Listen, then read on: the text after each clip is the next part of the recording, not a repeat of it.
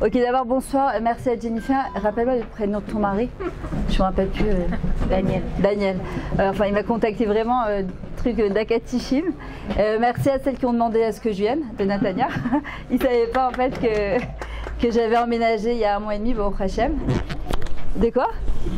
Ouais, 1 mois et demi je suis partie au Hachem. Donc bon, c'est vrai, pour le temps d'arriver, moi je suis à Benoutam, enfin comme nous toutes, quoi, le temps de sortir de la maison. Hana, le plaisir d'être avec toi. Ouais, grâce, voilà, donc bon, il m'a demandé, Daniel, de ne pas faire trop un cours Ishmi comme on a l'habitude, parce que on est en mode Soukot, les femmes elles ont envie de se détendre un petit peu. Donc ce qu'on va faire, c'est que je vais faire une petite demi-heure comme ça de cours sympathiques, enfin que je trouve sympathique en tout cas. Le but c'est de redonner la simcha à Soukot, puisque c'est la vraie bid'a de Vesamarta Vechagecha. Après, si vous avez des questions, vous posez des questions. T'es censé intervenir quand, Khana? Jamais. Jamais. Pourquoi t'es bien étonnée? Jamais, vu que je vois. Il faut que j'étudie d'abord. Non, dis-moi à peu près quand tu es censé intervenir. L'arche noir là. Ok. D'accord, ok. Alors voilà, et après Bezrat Hashem, on fera une petite afrachat Chala quand même pour mettre de l'ambiance. Mais je vous dis tout de suite, hein, ce que vous avez fait, la Khana a essayé de vous faire chanter, vous êtes quand même endormis. C'est pas moi qui l'ai dit. Hein. Ouais, ouais. C'est juste pas possible, quoi. Hein. C'est Simcha, on peut chanter, il n'y a personne qui nous entend. C'est la vraie mitzvah de Sukkot, de Samarta Vechagecha. Vaïta Arsamer, c'est-à-dire qu'il y a une vraie mitzvah d'être Besimcha à Sukkot, c'est la vraie Simcha. Bonsoir. Voilà, ça va? Ça fait 10 ans que je t'ai pas vu. Ça va? Oh, Hachem. Ok. Bon, alors, comme on sait que hier c'était le Ushpizin de Avraham Avinu. Avraham Avinu, c'est le Chesed. Le Chesed, vas-y, Refoua Shema. Pour Gabriel. Laura Rachel. Laura Rachel, Bezrat Hashem, Refoua Shema, Omeira. Et que tout rentre dans l'ordre si Dieu veut. De toute façon, on fera après la Frachat Chala, on va encore plus mettre l'accent dessus. Hein? Ruchama Chana, Bat Miriam, Bezrat Hashem, Refoua Shema. Amen, amen, Bezrat Hashem.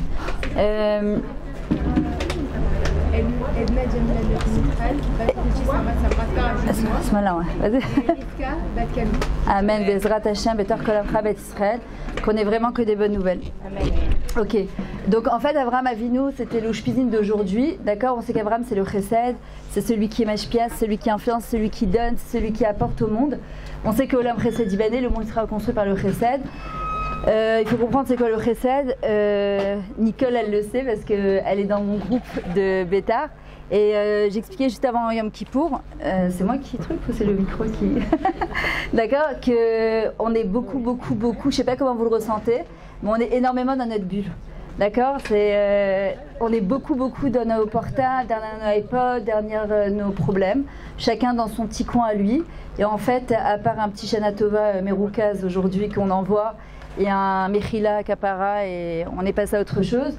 Chacun vit dans sa bulle à lui, avec ses problèmes à lui, et pense pas forcément à parfois aller vers l'autre. Ça peut être ta sœur, ça peut être ton frère, ça peut être ton parent, ça peut être ta voisine de palier. Et en fait, on se rend même pas compte en fait de ce qui se passe autour de nous. Et on sait qu'Avraham Avinu. De quoi? Le tonnerre, là. Ah, le tonnerre? Incroyable. Recette. Et en vrai, ce que j'aurais voulu d'abord, normalement on était censé demander, mais on peut toujours demander par Avraham Avinu, par le mérite d'Avraham Avinu, que Bezrat Hashem soit plein de recettes, qu'Hachem nous a mis sur terre, c'est la Tiv la Chénie, faire du bien aux autres. Et que nous aussi on a été créés à l'image de Dieu, donc nous aussi on doit faire du bien aux autres. Faire du bien aux autres, ça peut être 5 minutes par jour, c'est pas obligé de tout de suite, on va dans les hôpitaux et on va faire à manger à une accouchée, si on peut pas, on n'a pas le temps. 5 minutes par jour, je me suis dit, après ce Yom Kippour, où j'ai beaucoup réfléchi, je me suis dit c'est 5 minutes par jour, passer un coup de fil à quelqu'un, lui demander comment il va, comment il se sent. C'est 5 minutes par jour, le monde sera reconstruit par le Chesed. On est trop dans notre bulle chacun. Il fatigue le micro. Non, il est pas bon. Regarde, c'est celui-là. Ah, tu voulais garder le bien pour toi. Non, je fais du bien. Allô? Ah ouais. C'est bon là? Ouais. Je te connais, t'as. Ouais. Ah, en plus tu gères. Ok, ce soir c'est Yitzhak Avinu. Alors c'est le Ushpizin de Yitzhak Avinu. Yitzhak c'est les limites. C'est quoi les limites? On sait très bien que les limites, c'est comme voilà, le panier, il est limité. Pourquoi? Parce qu'il contient. On sait que Yitzhak il est venu pour dire justement à Kadosh Baruch Hu, Trop de recettes, c'est pas bon. Trop de limites, c'est pas bon non plus. On aura demain Yaakov Avinu qui va venir rééquilibrer. Ce soir, on doit prier que par le souhait de Yitzhak Avinu, qu'on sache se mettre des limites. Dans tout, ça peut être dans nos portables, ça peut être dans nos paroles, ça peut être dans notre tristesse, ça peut être dans notre joie, ça peut être dans chaque chose demander des limites. Yitzhak, c'est la chaîne Yitzhak au futur. Pourquoi? Parce qu'il avait cette capacité, Yitzhak, c'est de voir le monde à l'envers que nous on le voit. Pourquoi on est malheureux, pourquoi on est triste, pourquoi on est en colère, pourquoi on a toutes sortes d'émotions qui sont très négatives? Parce qu'on ne voit pas du tout le monde avec les yeux d'Akadosh Baruch Hu, on le voit avec nos yeux à nous qui sont très limités. Et Yitzhak, il rigolait parce qu'il savait que ce que nous on voit, en fait, on ne le voit pas avec les yeux d'Hachem. Moi, je sais que quand je suis pas bien, je dis à Hachem, prête-moi tes lunettes. Mais vraiment, c'est-à-dire que quand t'es pas bien, pourquoi? C'est parce qu'on est en train de s'éloigner d'Akadosh Baruch Hu à ce moment-là. Comme il dit le Chovot Halevavot, si tu t'angoisses, Hachem il peut pas s'angoisser avec toi. Si tu as de la peine, Hachem il peut pas avoir. Hachem il dit laisse-moi avoir de la peine pour toi, laisse-moi m'angoisser pour toi, laisse-moi me stresser pour toi, laisse-moi me régler tes comptes pour toi. Et nous on veut tout gérer. On est là, on stresse, on veut tout calculer, on veut tout. Et Hachem il dit laisse-moi plus de place, laisse-moi rentrer un peu plus dans ta vie. Et en vrai, je sais que quand on voit tordu, c'est parce que je me le dis aussi à moi, hein, c'est quand je suis pas bien ou que je vois tordu ou que je suis énervée ou que je suis angoissée, c'est qu'Hachem il est plus dans la Tmouna. Hachem il fait plus partie du tout de l'image. Et Yitzhak, on doit lui demander qu'il nous permette de mettre des limites dans notre manière de penser. Mitzvah Gedola Yad Besimcha, Mesimcha, c'est la chaîne Marshava. Tout se passe dans la tête. C'est-à-dire qu'une personne, elle est heureuse dans sa tête ou elle n'est pas heureuse dans la tête. Zelo Kashur, Bichlal, ça n'a rien à voir avec l'événement. Parfois, le même événement, une personne, elle va le vivre super bien, et l'autre, la même personne, le même événement, elle va le vivre de manière terrible. Alors parfois, c'est la même chose. Pourquoi? Parce que ça dépend de la manière dont j'envisage la chose. Donc, ce que j'aurais voulu aujourd'hui, Bezrat Hachem, c'est vous donner quelques petits kélim, petits outils. Excusez-moi s'il y en a qui ne comprennent pas, vous me dites, hein, on est en Israël, hein, ça sort automatiquement. Des outils pour comment arriver justement à ce niveau de simcha. Tamid, c'est impossible d'être toujours joyeux. Tamid, ça vient du mot atmada, d'être persévérant dans notre joie et d'essayer le maximum de toujours travailler cette joie-là. Et en fait, ça dépend de quoi? De nos pensées. Les pensées positives, la pensée négative. Non, c'est pas moi qui écris le livre de la Rabbin Sarah Yosef, pas encore, où elle parle justement de la pensée positive et elle explique aussi la même chose. C'est que la joie, elle vient de la tête. D'accord? Vesa Marta Vechavaita Arsamear, c'est mal, non? Ok. Elle va être Arsamear. C'est une personne, si elle décide d'être joyeuse, en fait, quand moi je me rappelle quand j'étais à Bétard et qu'on avait fait les travaux à la maison, je me rappelle que c'était au mois de mai et bon, on avait attendu vraiment après, on a dit ça y est, on n'a plus de pluie, on est après tout ça, et je me rappelle qu'on m'avait dit, tu sais, construire, faire des travaux en Israël, il faut une bonne dose de Emouna et de bitachon, et il faut beaucoup prier, il faut justement la Ashkia. Il pleut là, ça y est, la bracha. Il faut investir dans sa souka pour que Bezrat Hachem, les travaux se passent bien. Et je me souviens que quand j'ai commencé les travaux, j'ai dit, je choisis de ne pas me plaindre tout le temps des travaux. C'était un choix que j'avais fait. L'omeshane maïe. C'est pas important ce qui se passe. On sait très bien les câbles animes, les trucs, il y a des choses qui sont indépendantes de notre volonté. On défait le toit, parce qu'on avait élevé un étage, on défait le toit. Dans la nuit, on était en plein mois de mai. C'est la première fois en 50 ans en Israël qu'il pleut. Pas comme ça, hein. C'était des déluges. C'est-à-dire, je me lève au milieu de la nuit. Le lendemain, je devais donner cours à Khadera, je m'en rappelle. Je me lève, je dégoulinais tout mon lit, tous mes canapés, tout. On marchait dans de l'eau et comme c'était sur le toit, ça avait tout nettoyé le toit avec la caca de pigeon. Mais je raconte pas Ketzer Hashmal, il n'y a plus d'électricité. C'était un jeudi, je me rappelle. J'appelle ma belle-mère en cadeau, je lui dis excusez-moi, je viens Shabbat chez vous, je suis désolée, là c'est juste pas possible. Et en vrai, je suis restée super calme. Pourquoi? Parce que j'avais choisi que quoi qu'il arrivait, ça a duré une fois, hein, de tous les travaux, 4 mois de travaux, c'était en plein la guerre de Tzoukéten, on avait les Arabes à la maison pendant les travaux. Mais quand tu as choisi dans ta tête que quoi qu'il arrive, tu seras heureuse, dans la même journée, enfin dans la même matinée où ça s'est passé, où je suis restée calme, une de mes filles, elle vient, elle me parle pas bien du tout, et là je démarre au quart de tour. Et donc je réfléchis, je me dis comment d'un truc aussi catastrophique, c'est vraiment, on avait les pieds dans la flotte quoi, tu t'énerves pas, et d'un truc où elle t'énerve en 30 secondes, tu démarres au quart de tour.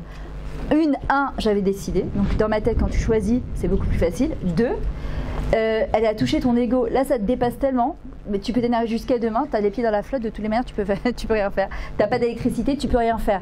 Mais là elle t'a touché dans ton ego, et en fait tu t'attends pas du tout, tu as été surprise, et en fait tu démarres au quart de tour. La simcha, c'est un vrai choix. C'est que quand on commence à faire de Sukkot, il y a tellement de choses énervantes. D'abord, on ne s'arrête jamais. Bon, encore nous, on s'en sort à bon compte parce qu'en France, ils ont 2 jours et puis 2 jours de pause, encore 2 jours. Et si on commence, ouais, on ne s'arrête pas, et les courses, et les trucs, et les supermarchés, et combien il faut cuisiner, c'est vrai que c'est fatigant. On ne va pas dire que c'est pas fatigant. C'est fatigant, aval. Ça fait partie de la simcha. Regarde comment ça passe vite. Je sais pas, j'arrive pas à me dire qu'on est déjà Sukkot. Je sais pas, tout passe vite. J'ai l'impression que le temps il nous file entre les mains, que la vie elle nous file entre les mains. Je me dis, alors si on choisit pas d'être heureuse maintenant, c'est pas demain qu'on le sera. Parce que demain il y aura encore un autre truc qui va nous enlever notre simcha, qui va nous énerver. Et si c'est pas les enfants qui grandissent, et puis c'est le mariage d'un enfant, et puis c'est le mariage d'un enfant, et la belle-fille qui l'énerve, et le beau-frère, et le beau-fils qui l'énerve, il y a toujours si bas, les si bas pour être en colère. Il y avait ta belle-fille. J'en ai pas, pour moi j'ai 2 gendres, ce qui est déjà pas mal. Et bon, c'est vrai que c'est différent. Apparemment, les gendres apparemment sont. Mais de toute façon, il faut prier. Hein. Pour une bonne belle-mère, avoir des bonnes belles-filles et des bons gendres. Moi, j'étais ils m'ont fait un truc à la veille de Sukkot, à 1h du matin, il m'appelle.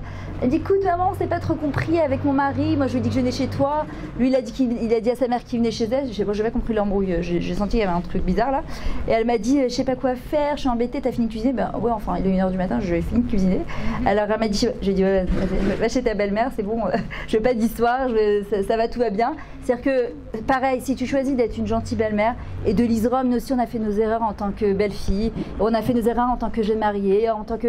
Eh ben c'est pareil, il faut accepter que nos gendres et nos belles-filles, ben, parfois ils sont antipathiques, parfois ils sont sympathiques, parfois ils sourkiquent, et parfois, ben...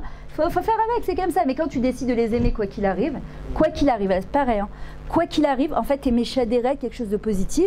T'es pas là en train de regarder à chaque truc qu'est-ce qu'ils vont te faire. Et ben, tu rends et tu récupères cette lumière en Bechazara. Je dis pas que je vois, il y a des gens qui ont des grosses épreuves avec leurs belles-filles et leurs gendres. Je dis pas, je vois parfois des belles-filles, elles peuvent être très méchantes, parfois des belles-mères peuvent être très méchantes, etc. Mais nous, dans la tête, on doit décider que quoi qu'il arrive, d'être gentil. Maintenant, on raconte qu'il y avait deux chefs d'État qui étaient en train de discuter, et puis il y a un fou qui est rentré en plein milieu de la réunion et il a commencé à hurler, et un des chefs d'État il lui dit, s'il te plaît, tu sors de là et je te demande de respecter la règle numéro 6. Alors l'autre il regarde, il s'arrête tout de suite, il repart. 5 minutes après, il y a une hystérie qui rentre dans la salle, maintenant en pleine réunion, et elle se met à hurler, à crier comme ça. Il lui dit, je te demande de sortir et de respecter la règle numéro 6. Alors à un moment, le chef d'État lui dit, bon, tu peux m'expliquer c'est quoi la règle numéro 6?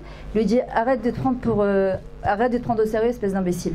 Alors il dit, c'est quoi les autres règles? Il lui dit, il n'y en a pas, c'est la règle numéro 6, on a fixé, c'est arrête de te prendre au sérieux, espèce d'imbécile. Qui c'est qui se prend au sérieux? Notre ego. Pas shoot mode. Pourquoi on se met en colère? Pourquoi on est énervé? Notre ego. On m'a parlé, on m'a doublé en voiture, on m'a fait une queue de poisson, j'arrive au supermarché, il y a une caisse qui s'ouvre, et d'un coup, avec ton caddie, t'en peux plus, et d'un coup, tu viens pour s'approcher, et l'autre, elle te double. Elle dit, mais pourquoi ça serait toi qui passerait avant toi? Elle te dit, mais pourquoi ça serait toi qui passerait avant moi? C'est-à-dire, ça a ouvert, c'est tout, le chorèche de tout, c'est le ego, notre ego. Et cet imbécile-là, qui s'appelle le ego, c'est ça qui nous empêche d'être heureuse. Quand une personne, elle prend son ego, elle le met de côté et elle laisse place à Kadosh Baruch Hu, donc ça s'appelle avoir de la nava, de l'humilité, parce que l'ego, le choix, c'est que de l'orgueil. Et ben on décide d'être beaucoup plus heureuse et on choisit d'être plus heureuse, et Kadosh Baruch Hu, il nous accompagne dans ce chemin. Le bonheur, c'est avec la nava, l'humilité. Pourquoi on n'est pas heureuse? Il m'a pas appelé, il m'a pas dit, il m'a pas truqué, il m'a pas... C'est que des marchavotes comme ça, des pensées comme ça. Je dois me poser la question, est-ce que ça vaut la peine? Est-ce que ces pensées, elles m'échartotent aussi? C'est-à-dire qu'elles me permettent d'aller de l'avant. En général, vous verrez que ça nous fait juste rester au même... on fait du surplace en fait. On fait du surplace ou on s'enfonce. Mais quand une pensée positive, elle me fait aller de l'avant, par exemple, vraiment, c'est une fois, moi je me rappelle avec mon fils, celui qui a 23 ans, tu sais, tu commences à discuter avec lui, un peu ado comme ça, il vient d'afquer à l'encontre de ce que toi tu lui dis, tu as juste envie de le taper à ce moment-là parce que c'est hyper énervant, et qu'il est 2h du matin et qu'il est dans la cuisine et qu'il commence à partir dans une discussion.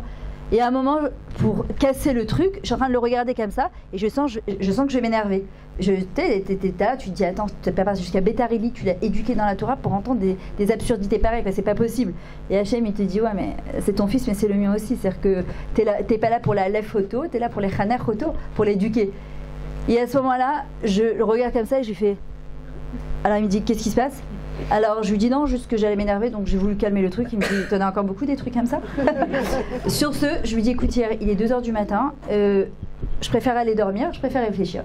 Je vais dans le Khatsar et je commence à faire Idbo des doutes et je dis à Kadosh Baruch Hu, pourquoi ça m'énerve tellement? eh ben c'est mon fils, je suis quoi, j'ai fait mon aliyah, je suis venue jusqu'à Betareli, je l'ai éduqué dans la Torah, je l'ai mis dans les yeshiva. Pour avoir ça, à la fin, elle me dit, écoute, tu as le droit de ne pas être d'accord avec lui, il a le droit de ne pas être d'accord avec toi, mais ça ne veut pas dire que tu as raison, il a raison, c'est pas la question. Ça. Et à ce moment-là, je me dis, ok, il a le droit de penser comme ça, même si je ne suis pas d'accord avec lui. Le lendemain, il se lève, il vient me voir, il me dit, maman, j'ai pensé à ce que tu m'as dit, je sais que tu as raison, mais pour le moment, je ne suis pas d'accord. Je sais que tu as raison. Ben non, il ne serait jamais arrivé à cette conclusion-là si moi-même, je n'étais pas arrivée à cette conclusion-là. Pourquoi on s'énerve tout de suite? C'est d'où il me parle comme ça. Je suis ta mère. D'ailleurs, je vais vous dire, malheureusement, on nous a éduqués comme ça. Alors, il y avait un côté positif, c'est qu'on avait beaucoup de respect. Le côté négatif, c'est qu'on ne nous a jamais appris à nous exprimer. Or, pour travailler sur son bonheur, il faut d'abord mettre des mots MOTS sur des mots MAUX. Si j'arrive pas à mettre des mots sur ce que je ressens, BMET, et on nous a toujours dit, ne me réponds pas, je suis ta mère, ne me réponds pas, je suis ton prof, tais-toi, t'as pas le droit de parler, moi je suis plus grande que toi. Donc parfois tu as envie d'exprimer quelque chose à ta mère, à ton mari, à ta fille, à ton fils, et qu'en fin de compte ça passe pas. Pourquoi? Parce qu'on t'a toujours dit, tais-toi, respecte le plus grand. Moi, mes enfants, quand ils me parlent pas bien, ça peut arriver, d'accord? J'ai des ados, j'ai 4 ados à la maison, donc forcément c'est compliqué. Je lui dis, tu redis la même chose, je comprends que tu as quelque chose à me dire, tu me redis la même chose, mais poliment. C'est-à-dire que j'entends, je comprends que derrière ta colère ou ton manque de respect, en fait, tu as un message à me faire passer. Voilà, mais je veux que tu me redises exactement, tu me le formules de manière plus agréable. Parce que tu lui dis, tais-toi, il va te dire, non, je me tais pas. Aujourd'hui, un gosse, tu lui dis, baisse les yeux. Moi, ma mère, elle me regardait dans les yeux, je baisse les yeux, il va te dire, moi, trop de ça. C'est-à-dire que tu rêves quand il va baisser les yeux, tu crois, si tu as encore de la chance, il baisse les yeux. Le but, c'est pas de les alafotam, de pas les dresser, le but, c'est de les éduquer, de leur donner les moyens de devenir. Ok? Maintenant, par rapport à la simcha, en fait, il faut savoir que toutes les formes d'émotions négatives, comme l'angoisse, le stress qui se dit lachat, c'est grâce à Dieu on l'entend grave en Israël, bon, Hachem. D'accord, il dit lachat, lachat. On a oublié que dans le lachat, si on mettait Hachem à droite, Hachem à gauche, ça fait atzlacha, c'est la réussite. Pourquoi on est en lachat? Parce qu'on croit qu'on doit tout gérer. Le style de phrase de comment je vais faire, j'ai trop de choses à gérer, je peux pas, c'est trop compliqué. On fait rien du tout, on bouge même pas le petit doigt si Hachem il est pas là à nous aider. Franchement, est-ce qu'on peut bouger? Moi j'ai marié une fille, au Hachem il y a 1 mois et demi, et le lendemain des Shabbat, je devais déménager et j'avais pas d'appartement. C'est-à-dire, j'ai signé la veille, je devais déménager lundi à 7h du matin, j'ai signé dimanche à midi. Je ne sais pas si vous y allez. Et elle m'a organisé une soirée de départ dimanche soir, c'est-à-dire le truc débile. C'est-à-dire, je me demandais qu'est-ce que je faisais à Qu'est-ce fête alors que j'avais pas fini mes cartons. Et tu te dis, mais comment je vais gérer tout ça? Et le mariage, et les Shabbat, et le Shabbat Ratan. Tu gères rien du tout. C'est rien du tout, de rien du tout. Alors tu vas te dire c'est des smartphones, oui, mais c'est quand même beaucoup de la race quand même. Surtout quand tu n'as pas d'appartement et que c'est emballer 25 ans de bêta et déménager à Datania, c'est pas dans la rue d'à côté. Donc c'est compliqué. Mais en même temps, quand tu comprends que t'es bella khatz, pourquoi? Parce que tu crois que c'est toi qui vas gérer. Tu gères rien du tout. Akadosh Baruch Hu, il est là, c'est lui qui gère. Encore une fois, c'est un choix, c'est une prise de conscience et c'est un choix. Je vais vous donner 5 mots. Ça peut paraître très anodin comme 5 mots, mais je peux vous dire que ça aide beaucoup. De quoi? 5 mots, l'exomile, à la Chas de shalom. Non, je vais vous les donner. Attendez, je vais...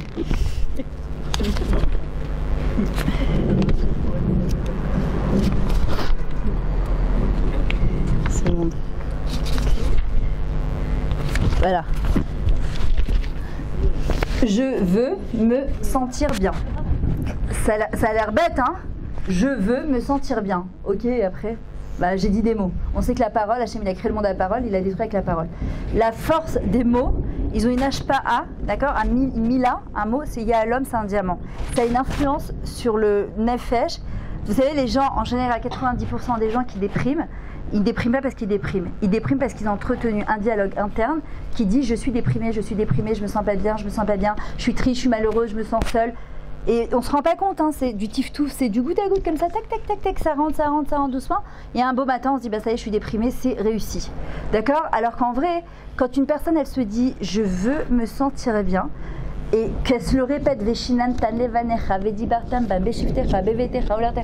et tu marches dans la maison et tu te dis, quoi qu'il arrive, je veux me sentir bien. Prenez 30 secondes, fermez les yeux, respirez un bon coup, d'accord? Parce qu'on est en lachat tout le temps, et répétez-vous ça, je veux me sentir bien. Prenez 30 secondes, je regarde pas. Allez, je ferme les yeux. Mais j'ai pas le temps. Allez, prenez 30 secondes et dites-vous, regardez l'endroit dans votre vie qui vous stresse le plus et que chaque fois que tu penses à ça, ça te met un coup de pression comme ça en 30 secondes et ça peut te gâcher ta journée en 1 minute quoi. Prenez 30 secondes et dites-vous dans votre tête, je veux me sentir bien et respirer. Le dernier Tehillim, c'est Kol Haneshama Ta'aleh, Kol Neshima. Chaque respiration, elle est là pour remercier Hachem. Donc quand on décide, je veux me sentir bien, en fait, tu laisses rien d'extérieur venir te perturber. Parce que sinon, je vous dis, regardez, un truc de... Voilà, oui, mais ça va, oui. Je me sens bien, oui. Oui, mais parfois, tu mens à ton inconscient. Parce que tu dis je me sens bien alors que tu ne te sens pas bien. Quand tu dis je veux, ça veut dire que tu envoies un tsivouille, un ordre à ton conscient et ton inconscient en lui disant, c'est-à-dire que je me sens pas bien, mais je choisis, c'est une bechira, je choisis de me sentir bien, tu comprends? Maintenant si ça marche, je me sens bien, Baruch Hashem. Regardez, un truc débile hein, qui m'est arrivé, vous moquez pas de moi. J'étais en route, mon mari m'appelle, il me dit trop sympa la nouvelle voisine, c'est une Française. Elle est venue avec une assiette plein de beignets tout chauds, avec du sucre. C'était trop bon. Mais alors je lui dis, bon j'espère que vous m'avez gardé un quand même. Il me dit, il n'a pas fini ça, il me dit, mais le temps qu'on les mette à table, les gosses allaient tout manger. Ben non, c'est rien, c'est un beignet au sucre. Ben qu'est-ce qui se passe dans ma tête?